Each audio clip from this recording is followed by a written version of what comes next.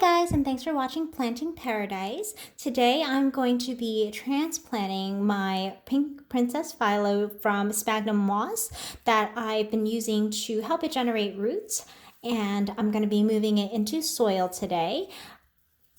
If you can take a look at the roots right over here, you can see that there's quite a few kind of coming around here.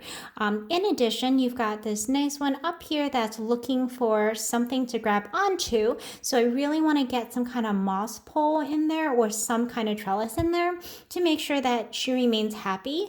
The new leaf, I suspected, started developing before I got her. Oh no, looks like she broke. But yeah, it looks like she started developing before I got her. So the humidity levels probably weren't constant because I picked her up and changed her environment. The other thing is that this leaf is rather small. So I definitely want to get her into something that's a little bit more appropriate for her long term. The first thing I'm going to do is I'm actually going to take her out of her pot right here. I'm just going to pull her right out and we're going to tease out any of the moss from between the roots. The other reason that I don't want to wait too long when I am repotting is because if you do wait, then there is a possibility that the roots will stick to the sphagnum and be much harder to get out, which is probably the case here already, because if you can see, I'm trying to get the roots off and she's just sticking to the side of the cup. But the good thing about these cups is it tends to be pretty smooth and hard for her to grip to. Okay, there we go. So we kind of worked her loose here, and now I'm just going to pull her right out. I'm just double checking there's no roots stuck anywhere else. We're going to pull her right out here. Okay. Look at that, guys. Look at that, the beautiful new roots.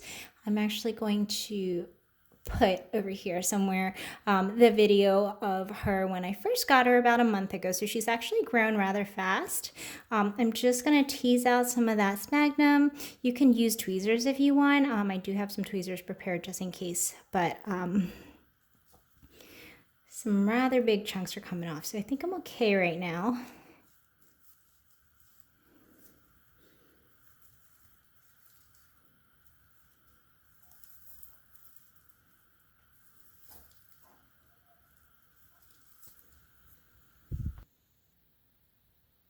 Guys, I just spent like the last 20 minutes tweezing out these little snippets of sphagnum moss, and you can see here that there's still quite a bit left. I'm really concerned about breaking off any roots, and I know that this is a big no-no for a lot of people, but I'm going to leave most of this on. They're shallow enough that I'm not as concerned about them rotting because they won't be buried as deep into the chunky mix, and I'm going to make the mix super chunky just to kind of combat that. But you can see how there's one big branch and then there's a bunch of little branches kind of coming through. So that's the right time for me to comfortably be addressing the transferring of media at this point, because I don't want to wait too much longer. Then I'm going to be even more stressed from trying to take the plant out of moss, and I have issues with plant adjusting if I wait too long. So this is just when I'm comfortable transplanting. The sin elbow that I did a couple videos ago, that one is adjusting just fine, and it was actually a little bit earlier. It only had the one set of roots when I adjusted. So I'm going to go ahead and just transplant it now. I have this container that I prepared. I'm going to put it right here. Okay. And what I have here is I have some compost mixed with a lot of peat and also perlite, so about a 1-1-1 mixture. And then here I have some orchid bark. It's got some charcoal in it. It's got some finer and larger pieces of bark, and I guess a couple pieces of sphagnum that just kind of floated in. So that's what I'm going to be using.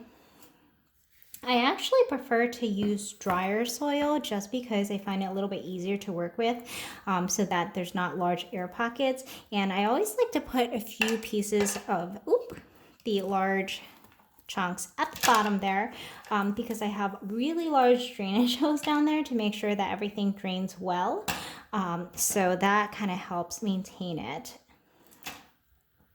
I find that this is the most stressful part of plant ownership. And I don't know about you, but the reason I actually own plants is for stress relief. So that would be counterintuitive for me to be stressed about having plants. All right, so I've got some in here. Let me just check the depth of it. I would love to get this more symmetrically centered, but she's gonna grow how she's gonna grow. I'm gonna keep her in a nice small container so that I can better control her drainage and her moisture content in the meantime. Okay, so that looks about good. I'm gonna start mixing it here, and then I'm gonna just go ahead and start filling in.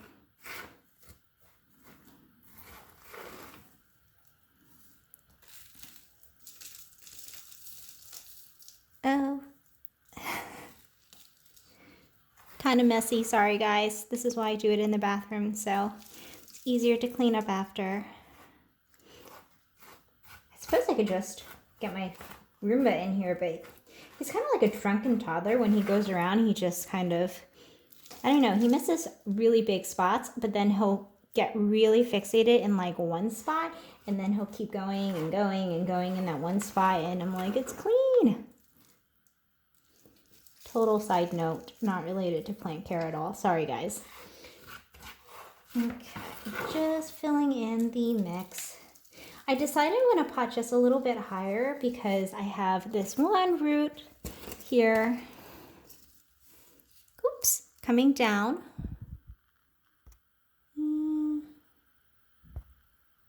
Okay, and I really would like to encourage some more root growth on that side. I find that how the root grows is pretty symmetrical to how the plant prefers to leaf out. So if there's no roots on that side, which when I was repotting, it didn't look like there was a whole bunch of roots on that side, then the leaf probably won't grow on that side as strongly. So I'm hoping to just make her a little bit more symmetrical. It doesn't have to be perfect, but all right.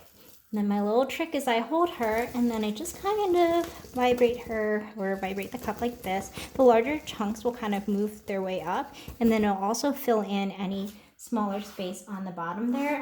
Another reason why I like to do drier mix, because otherwise the wet mix will get stuck and create larger air pockets. So trying really hard to avoid that.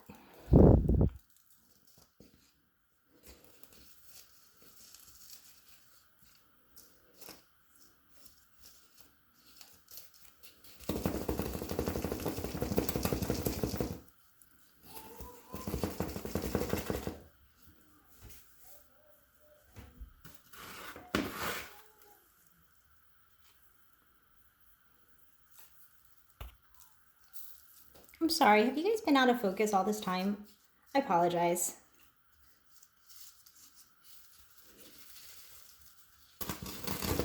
Hold her and shake. I am going to try to keep her environment post-soil as close to I can to how she was pre-soil. So I'm going to pop her right back in that same prop box. I'm going to use some mosquito bit solution.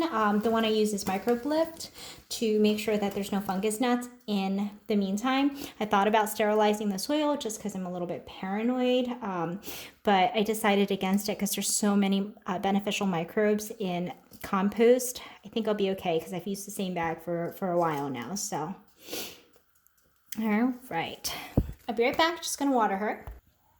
All right, we are all potted up here. You can take a look at all the nice roots over here. I'm going to keep an eye on the roots. I know in my syngonium, it darkened and then it started growing again within a couple days. So I'm just going to keep an eye on her just to see how she is. I think the roots just naturally get a little darker when they're wet as well. So, but yeah, here she is. Here's my gorgeous beauty. Look at those stripes on the stem. Looks like the new stem has a little bit of pink, but can't quite tell how much, I guess not that much pink on the new leaf itself yet. So definitely got some pretty strong grow lights on her. So hopefully she will put out some newer growth with some more pink soon. But yeah, super excited. Gonna prop her back in the prop box so that the humidity level and the temperature will remain the same for her, and she'll hopefully have an easier transition period. All right, well, thanks so much for watching. I'll keep you guys updated on how she does. I know this is really stressful for me to do this transplant, so hopefully we'll get good results, and then you guys can feel better about when you do it yourself. All right, take care, guys. Don't forget to like, comment, and subscribe if you enjoyed the video.